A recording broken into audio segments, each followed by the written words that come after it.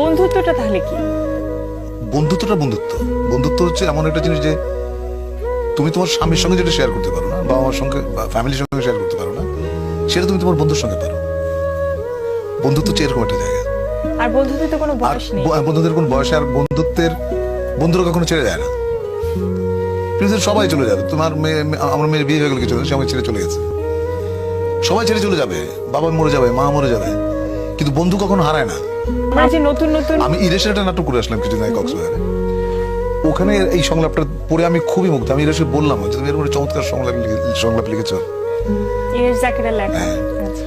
তো ওখানে সংলাপ ছিল যে সবাই চলে যায়, তখন আমি বলি শুধু বন্ধুরা ছাড়া।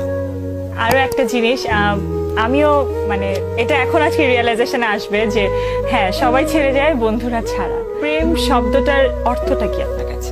প্রেম যে একটা ছেলেতে মেয়েতে হবে আমার কোনো কথা নেই। তুমি হয়তো বাড়িতে একটা গাছে পরিচর্যা করো, তার সঙ্গে তোমার প্রেম হতে পারে। বা তুমি একটা কলম তোমার পছন্দ, তাই না? ওইটা প্রেম। আমি একটা উদাহরণ দিই তোমাকে।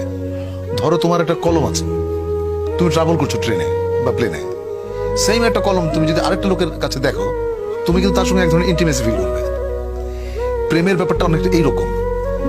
প্রেমের মধ্যে কোনো স্বার্থ থাকতে পারবে না, এবং প্রেম প্রেম মানে একজন আরেকজনকে কেয়ার করবে, তাই না?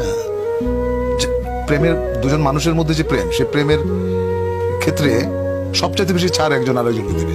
কম্প্রোমাইজটা থাকতে হবে। হ্যাঁ, কম্প্রোমাইজটা থাকতে হবে, রেসপেক্টটা থাকতে হবে, আর ভালোবাসা তো মাস্ট।